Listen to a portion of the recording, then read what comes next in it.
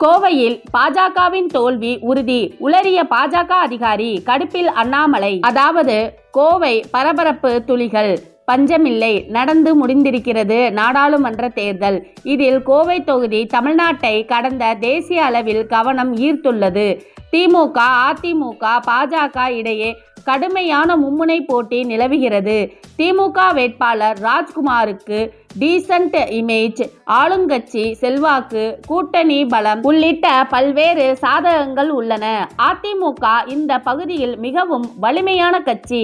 அதிமுக வேட்பாளர் சிங்கை ராமச்சந்திரனுக்கு மக்களிடம் நல்ல வரவேற்பு உள்ளது. தங்கள் செல்வாக்கை தக்க வைத்து வேண்டிய கட்டாயத்தில் இருந்தனர். பாஜக மாநில தலைவர் அண்ணாமலை தங்களின் செல்வாக்கை நிரூபித்து தமிழ்நாட்டின் ஆழமாக கால் பதிக்க தீவிரம் காட்டினார்.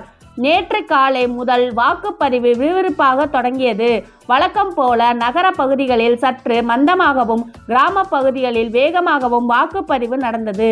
மத்தியானத்திற்கு பிறகு வாக்குப்பதிவு மிகவும் மந்தமானது. இதனிடையே சென்னையில் இருந்து தேர்தல் ஆணையம் வெளியிட்ட வாக்குப்பதிவு விவரங்கள் படி கோவையில் மாலை 7 மணி அளவில் 71.17% வாக்குப்பதிவானது தகவல் வெளியானது. இது பாஜகவினரை உற்சாகத்தில் ஆழ்த்தியது. கடந்த 2019ஆம் ஆண்டு நாடாளுமன்ற தேர்தலில் கோவை தொகுதியில் 63.8%, கடந்த 2014ஆம் நாடாளுமன்ற தேர்தலில் 68.4% வாக்குகளும் பதிவாகி இருந்தது. கோவை தொகுதியில் கடந்த 20 ஆண்டுகள் இல்லாத அளவுக்கு வாக்குப்பதிவு அதிகரித்துள்ளது. இது மக்கள் மாற்றத்தை விரும்புவதற்கான அறிகுறி. மக்கள் அண்ணாமலை ஆதரவாக வாக்களித்துள்ளார்கள். மிகப்பெரிய வித்தியாசத்தில் அவர் வெற்றி பெறுவார் என்று பாஜகவினர் மகிழ்ச்சி அடைந்தனர்.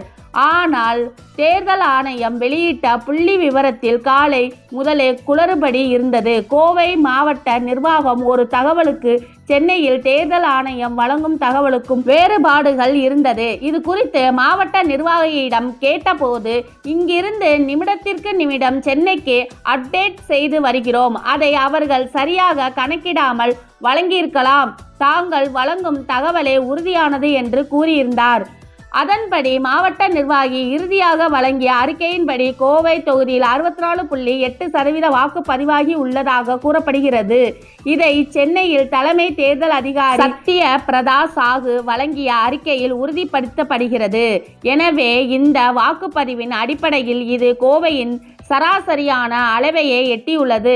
எதிர்பார்த்த வாக்குப்பதிவு கூடாதது, கிடைக்காதது பாஜகவினரை அப்செட் ஆக்கியுள்ளது. கோவை நாடாளுமன்றத்திற்குட்பட்டது. சூலூர், பல்லடம் சட்டசபை தொகுதிகளில் மட்டும் வாக்குப்பதிவு கடந்த முறை விட இந்த முறை அதிகரித்து உள்ளது. பாஜகவுக்கு நகர், கிராமம் என்று 2 பகுதிகளும் பரவலாக நல்ல ஓட்டு கிடைத்துள்ளதாக அக்கட்சியினர் நம்புகின்றனர். கிராம பகுதிகளில் அதிமுகவும் அதிகம் செல்லும் வாக்குகள் பாஜகவுக்கு கணிசமாக வந்துள்ளது அக்கட்சியினர் நம்புகின்றனர். மொத்தமாக திமுகவின் வாக்கு வங்கிகள் இது பெரிய பாதிப்பை ஏற்படுத்தவில்லை என்று கூறுகின்றனர். வாக்குப்பதிவு அதிகமாகி இருந்தால் அது பாஜகவுக்கு சாதகமான முடிவுகளை வழங்கி இருக்கும் என பாஜகவினர் நம்பி இருந்தனர்.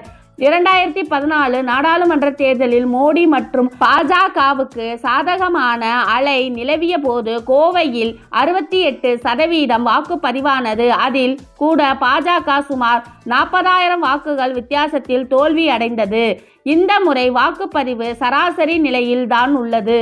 அதனால் பாஜக கடைசி வரை கடுமையான போட்டி அளித்தாலும் அவர்கள் வெற்றி பெறுவதற்கான வாய்ப்பு ஏற்பட்டுள்ளது என்பதையெல்லாம் அவர்களாலேயே இன்னும் உறுதியாக சொல்ல முடியவில்லை என்கிறார்கள். இதனிடையே திமுகவினர் வாக்குப்பதிவு சதவீதம் சராசரி அளவை விட ஒட்டியே உள்ளதால் நம்பிக்கையுடன் உள்ளார்கள். இந்த நிலையில்தான் கோவை தேர்தல் பாஜகவின் தோல்வி உறுதி செய்யப்பட்டுள்ளது. திமுகவே இந்த லோக்சபா தேர்தலில் அமோக வெற்றி பெறும் என்று தகவல் வெளிவந்து திமுகவினரை கொண்டாட வைத்து வருகிறது.